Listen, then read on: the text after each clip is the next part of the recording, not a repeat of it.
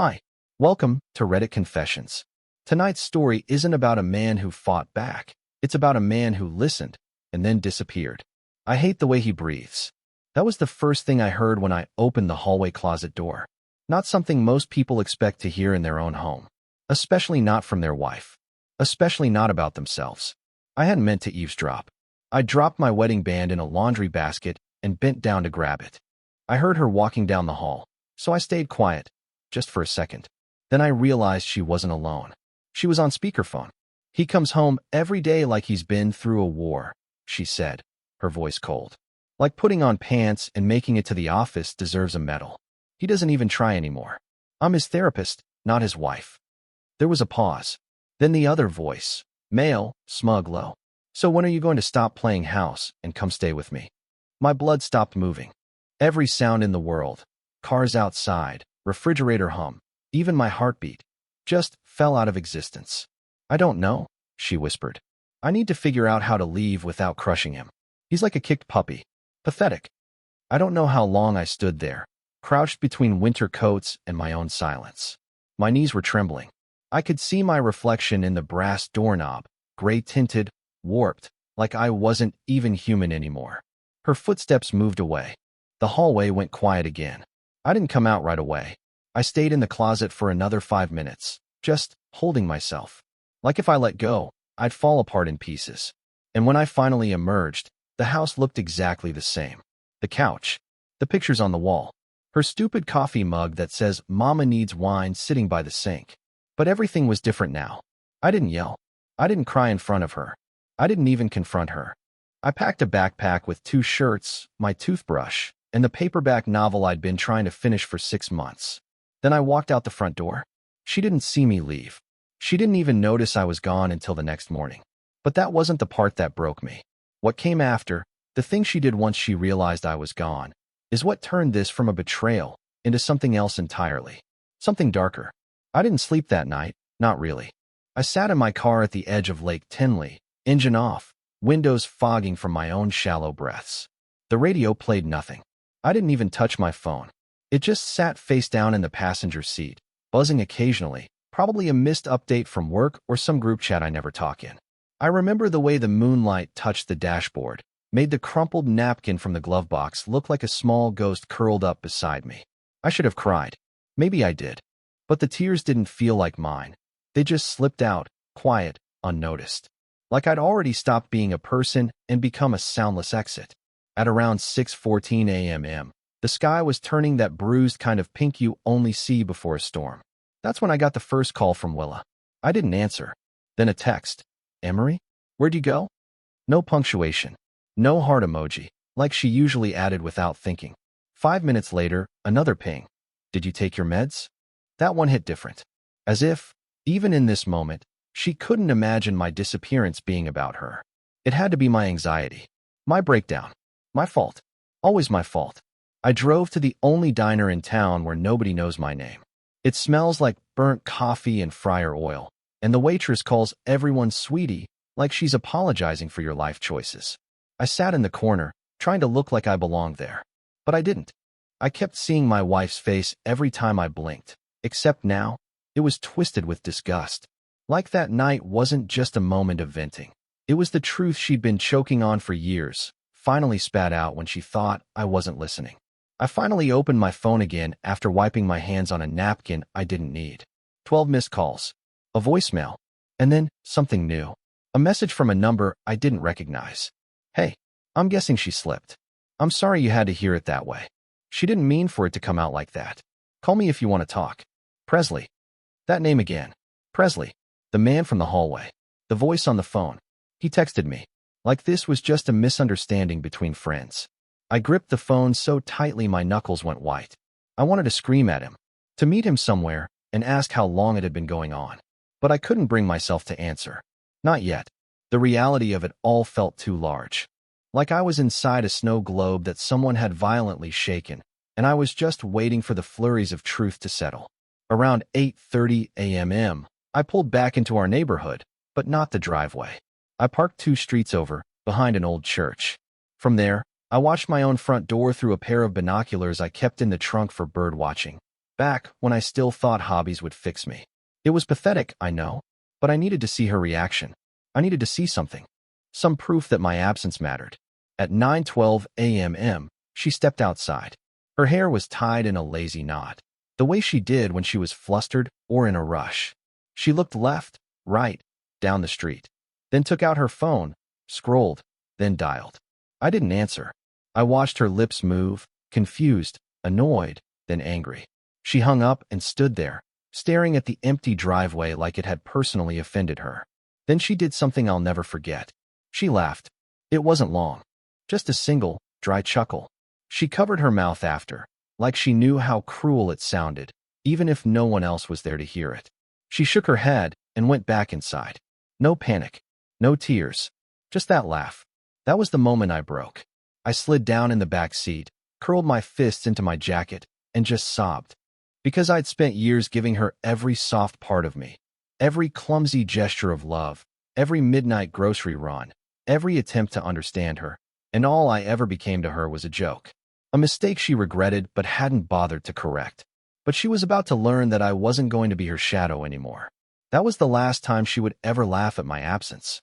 Because I was done standing quietly in rooms she never wanted me in. And what I did next would flip everything upside down. I drove for hours that day. Nowhere special. Just meandering through back roads I hadn't taken in years, if ever. I passed silent barns, rusted silos, hollow playgrounds behind shuttered schools. It was the kind of nothingness that mirrored how I felt inside. Empty, but stretching far in all directions. Somewhere past noon, I stopped at a gas station off Route 71. I stared at my reflection in the restroom mirror and realized I hadn't really looked at myself in months. Maybe years. The man who stared back at me looked tired, soft around the eyes, like every word ever spoken to him had left a bruise. I used to think being gentle made me safe. Now I saw it made me disposable. I sat in my car afterward, engine off, wondering what to do next. Going back wasn't an option. Not now, maybe not ever. But disappearing without a word? That would give her control. I'd become a ghost, and she'd rewrite the story however she wanted. He was unstable. He abandoned me. He was too weak to handle marriage. I couldn't let that happen. I didn't want revenge exactly. I didn't want to destroy her. I just wanted her to see what she'd done, to feel the hollowness she poured into me, reflected back at her in full. So I made a decision that felt alien and terrifying, but weirdly calm. I would disappear, but on my terms. I drove to my cousin's place, 2 towns over. We weren't close. Everett was younger than me by about 6 years, lived in a converted barn with 2 motorcycles, a drum set, and an ex-girlfriend's Great Dane he never gave back. But when I knocked on his door and told him I needed to crash for a few days, he didn't ask a single question. Just handed me a blanket and pointed toward the loft. Maybe he sensed something in my face, some quiet unraveling I couldn't describe. Or maybe he just knew better than to poke a wounded animal. That night, I didn't sleep again. Instead, I opened my laptop and created a new email account under a fake name. I wrote a message to Willa, scheduled to send 3 days later. You won't find me. Don't bother. I heard you. All of it. Maybe I was never enough for you, but I refuse to be your weight anymore. You're free now. I wonder if you'll still laugh when no one's watching. I didn't sign it. Didn't have to. Then I did something even riskier. I created another email, this time under her name. I used an old photo of us as the profile picture, uploaded it to a new private album titled Little Secrets, and added the audio file I'd secretly extracted from our home's smart system before leaving. See, the same system we used to play music and control lights? It records voice commands. And with a little digging, I found a copy of the conversation I overheard through the door. Her voice. His voice. Clear as day. I scheduled that album link to be sent to Presley's work email. And hers. Petty? Maybe. But I wasn't going to burn the house down. I was just going to open the curtains and let the neighbors see what was growing inside. When I woke up the next morning, Everett was already out on the porch, smoking something that smelled more herbal than legal. He handed me a mug of black coffee without saying a word. I hadn't told him anything yet, but as we sat there, I think he figured it out. I always thought she looked at you like you were a job she didn't apply for, he said without turning toward me. I didn't respond. I just stared at the sunrise. And for the first time in years, I didn't feel like apologizing for who I was. That day, I bought a prepaid phone, deleted my socials, and closed every account that had her name on it. I emptied my half of the joint checking into a new bank. Not to hide. It was legally mine, but because I knew how quickly she'd paint me as irrational if I left it there. Willa had always been good with words. Better than me. But now I had the one thing she didn't expect. Silence. She'd wake up soon to an empty house, a dead phone line, and digital evidence of her secret life. But what she would do next, that's where this story really starts unraveling. 2 days passed. No messages. No calls. No sightings. It was strange how quiet the world became when you stopped chasing people who never checked if you were still breathing. Everett didn't say much. He let me be, gave me space, and occasionally tossed me a plate of microwaved something or other when I forgot to eat.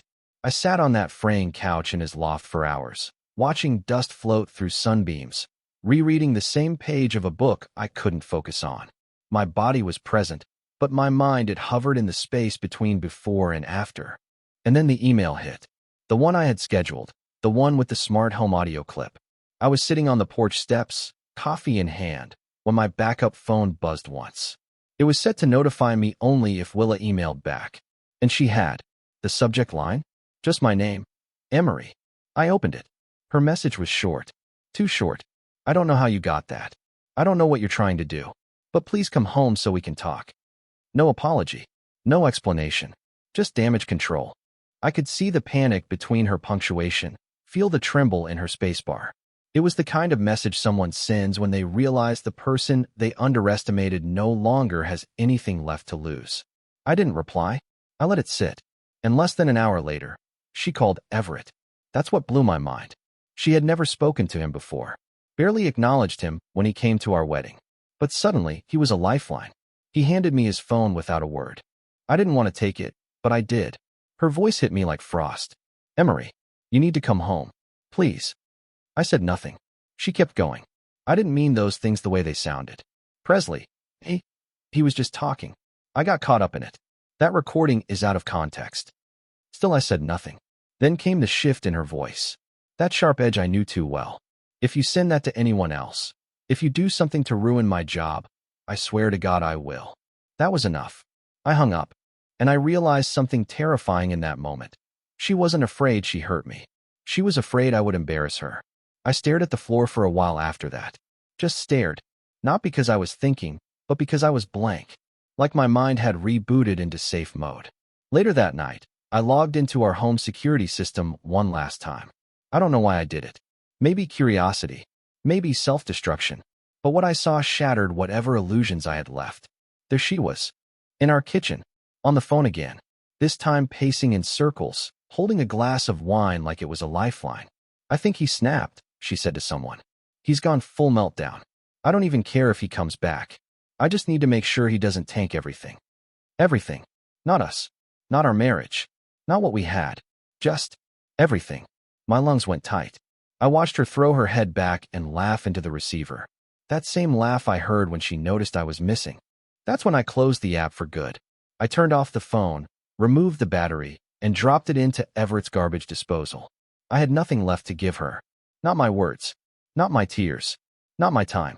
She had taken every version of me that begged, forgave, and stayed quiet, and she turned him into a footnote. But I wasn't finished.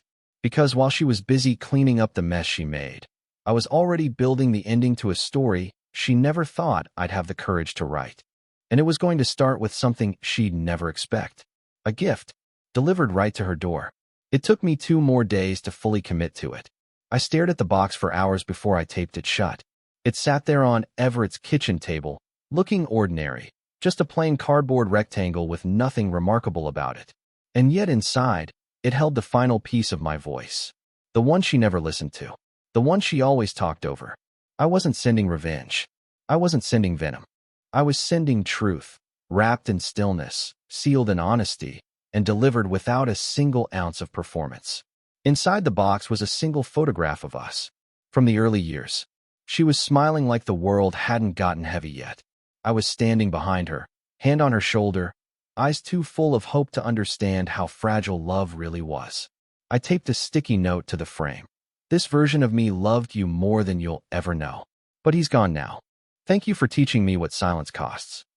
Beneath the photo, I placed a flash drive. On it, a voice memo I recorded that night in Everett's loft.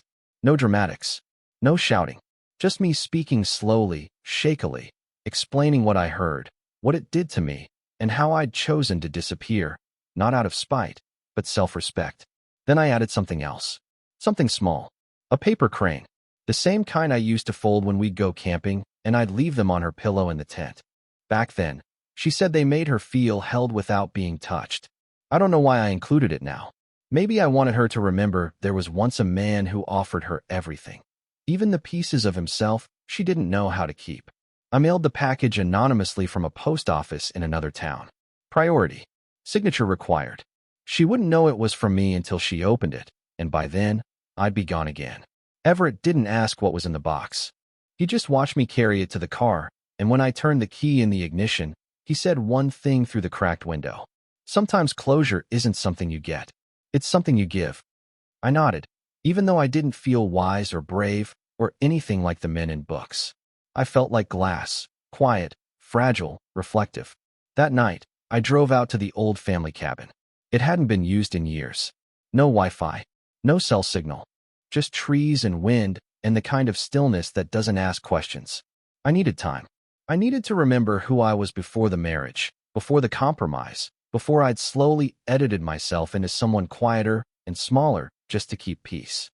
While there, I started writing in an old notebook I found in the cabinet. First just a few lines, then whole pages. Not poetry, not anger, just observations. The sound of trees brushing the roof. The ache in my knees from sleeping on a wooden floor. The way absence doesn't feel like relief or punishment. It just is. I stayed off the grid for 5 full days. And then, I got pulled back in. The morning I returned to town for groceries, I checked the backup email. There were 17 messages from Willa. The latest one stopped me cold. I don't know what you think you're doing. That photo? That little speech? You have no idea how much you've complicated things. Presley's wife saw the email. She left him. And now I'm being investigated at work. I could lose everything because of your pathetic little pity parade. Are you happy now? I blinked. Reread it twice. She hadn't learned anything. She hadn't even paused to wonder why someone who once worshipped her would choose to vanish like a ghost. She was still playing the same game, turning my grief into her inconvenience. And yet, for the first time in weeks, I didn't feel hurt. I felt finished. That email wasn't a threat. It was proof. Proof that I hadn't abandoned something beautiful. I had escaped something toxic. Still, her message hinted at more than just guilt or rage. It hinted at fear, which meant, whether she admitted it or not, I had finally become the one thing she never expected. Uncontrollable. And that terrified her. What came next would terrify her even more. Because I wasn't the only one who'd been listening. The day after Willa's furious email, I did something I hadn't planned on. I turned my phone back on. Not the backup burner I'd used to send the recordings. The original one. The phone tied to our shared past. The one I had dropped, locked, and walked away from like it was an anchor. I don't know why I powered it up. Maybe curiosity. Maybe a shred of weakness. Maybe something inside me still wanted to know if I mattered, even now. It took a minute to boot. Notifications exploded across the screen. Texts, voicemails, calendar reminders, news alerts. But buried beneath them all, like a loose floorboard in a quiet house, was a single text that stopped my breath cold. It was from a number I didn't recognize. The timestamp was from 3 days earlier. You need to know the truth. Call me, please. I never meant to get dragged into this. No name. Just that. My thumb hovered over the call button for a full minute. I didn't recognize the area code, but something in my chest told me exactly who it was. Presley's wife. I hit call. She answered on the second ring, her voice raw like someone who hadn't slept in days. Is this Emory? Yes. She sighed like she'd been holding her breath too long. I've been trying to reach you before things blew up. My throat tightened. Why? There was a pause. Then she said something that changed the entire story. Because I found your email address on his laptop, along with a folder labeled Exit Plan. Willa wasn't just cheating on you. They were planning to take your money. And they almost did. I couldn't speak. She continued, her words tumbling out like stones. Presley was fired after your audio went around the clinic. But before that, he was already talking to a lawyer. He was getting documents drawn up to make Willa his business partner in this private venture they'd been hiding. Something shady. Your name was on a few of the mock-up accounts. Like they were planning to funnel funds through your joint account to make it look legitimate. My head spun. I leaned against the hood of my car, steadying myself. They didn't just humiliate you, she added. They were setting you up. All the air left my lungs. Everything suddenly made sense. Willa's distance. Her bizarre secrecy about money. The sudden interest in my login details when she couldn't reset hers. The times she'd offered to handle the bills just to make it easier on me. And I let her. Like an idiot, I let her. I should have been angry. I should have exploded. But instead, I just stood there, surrounded by wind and dust, in a world that had kept going without me, and whispered one word into the phone. Why? Presley's wife. Her name was Yvette, I finally learned, gave a quiet answer. Because some people don't just want out. They want to walk out richer than when they came in. She paused, then added something that hit me even harder. He's been doing this for years. You're not the first, but you might be the first to vanish before they finished. I thanked her, though I don't remember how. We ended the call with an awkward silence that felt heavier than anything either of us could say. That night, I sat on the porch of the cabin and didn't move for hours. I didn't eat. I didn't write. I didn't even blink. Just stared into the dark like the stars might apologize on her behalf. I thought Willa had just stopped loving me, but it was worse. She had never really seen me as a partner. I was a vehicle, a container, a means to a better ending for her. And that knowledge changed something fundamental in me. I didn't want her punished. I didn't want to ruin her. I wanted her seen, exposed, not in a viral or public way, but in the eyes of the people she still had power over, the people who still believed her performance, the ones she hadn't yet burned. So I made a final plan, and it would start not with her, but with her mother. I hadn't spoken to Willa's mother in almost a year. We were never close, not really. She always treated me like I was the tag on the back of her daughter's dress. Useful, but irritating. She'd do that polite smile every time I spoke at holidays, then glance at Willa like she was waiting for her real son-in-law to show up. Still, I knew something she didn't. She was the only person Willa ever listened to when cornered. The only person who'd ever made her pause mid-lie and walk it back. I wasn't sure what I was expecting when I knocked on her door that rainy Thursday afternoon. I had driven straight from the cabin, dust still clinging to my windshield. Her house hadn't changed. Same wind chimes, same flower boxes, same smell of vanilla and passive aggression wafting through the screen. When she opened the door, her expression flickered. Not surprise, not concern, just evaluation, like she was scanning me for cracks. "Emory," she said flatly. "You look like hell." "Hi, Patrice," I replied. "Can I come in?" She didn't move at first. Then, without a word, she stepped aside and let me pass. I sat on the same floral couch where Willa once told me she wanted kids someday, just not with this body. The silence between us thickened until I finally reached into my bag and handed her the printed transcript. The entire conversation Willa had with Presley, word for word, straight from the smart system audio. The part about hating me. The part about setting up fake accounts. The part about being trapped with a man who couldn't carry his own shadow. Patrice didn't flinch. She read it slowly, methodically, like a lawyer reviewing evidence she already suspected existed. When she was done, she folded the paper neatly and placed it on her coffee table. Then she said the last thing I expected. I warned her. I blinked. "What?" I told her years ago. "You marry that man. You be good to him. He's not like the others. He breaks quietly." Her voice was sharp, almost bitter. But she always thought she was smarter than me. Always needed an audience for her chaos. I felt my stomach twist. "So you knew?" Patrice exhaled, long and tired. "Not all of it. But I saw the shift. The contempt. The way she spoke to you when she thought you weren't listening. She became my ex-husband in heels. Manipulative. Hungry for something she could never name." I swallowed hard. "Then why didn't you say anything?" She turned and looked me straight in the eyes. No pity, no warmth. Just honesty. "Because you wouldn't have believed me. You were in love. And love makes people defend the blade while they're bleeding." I didn't argue. She was right. I had defended Willa more times than I could count. I had rationalized her indifference, her sharp tongue, her gaslighting. I had built a story in my head where she was overwhelmed, stressed, misunderstood. I had ignored every instinct that told me otherwise. Is she still in contact with Presley? I asked. Patrice scoffed. Not after the email bomb you dropped. She's playing cleanup now. Half the clinic doesn't trust her, and someone forwarded your audio to the board. She's trying to spin it as slander. Damage control, as usual. There was a pause. I expected her to kick me out, or ask me to let it go. But instead, she did something I'll never forget. She handed me an envelope. What's this? I asked. Something she left here 6 months ago. A just-in-case file she asked me to hold. I never opened it. Until now. Inside was a thick packet, papers I recognized from the letterhead. Joint tax forms. Account summaries. A folder labeled Emory fallback. Inside that folder? Passwords. Legal authorizations. A forged signature that looked a lot like mine. She planned everything, Patrice said softly. And I let her. I felt sick. I stood up, my legs suddenly unstable, and paced the living room while the storm outside rumbled low across the sky. This wasn't just betrayal, it was design. It was architecture. She didn't fall into a mistake. She built a route to escape me while profiting from the exit. I looked back at Patrice, barely able to hold my voice steady. I don't know what to do with this. She stared at me for a moment, then said quietly, then let me. The next morning, Willa received a courier envelope at her office. Hand-delivered. No return address. Inside, a single sheet of paper with Patrice's handwriting. You built a house of matches.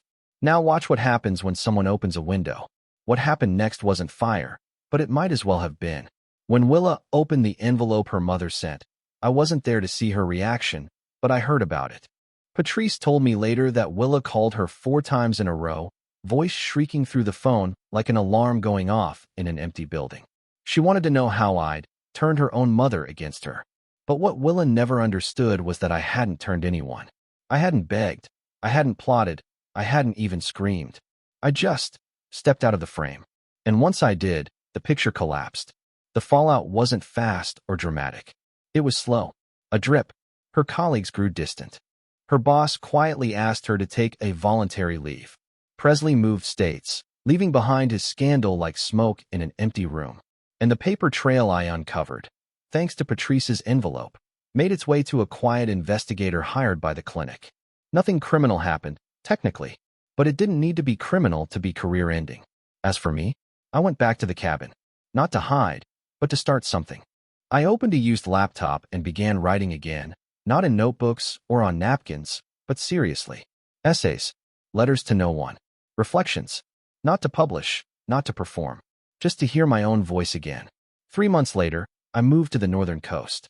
Small town, salt air, people who don't ask too many questions. I found part-time work at a library and started volunteering at a wildlife center.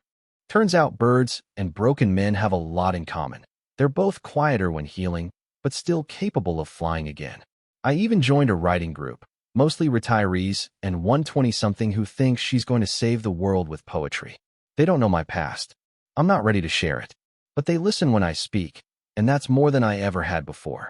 Sometimes I still think about Willa. I don't hate her. Not anymore.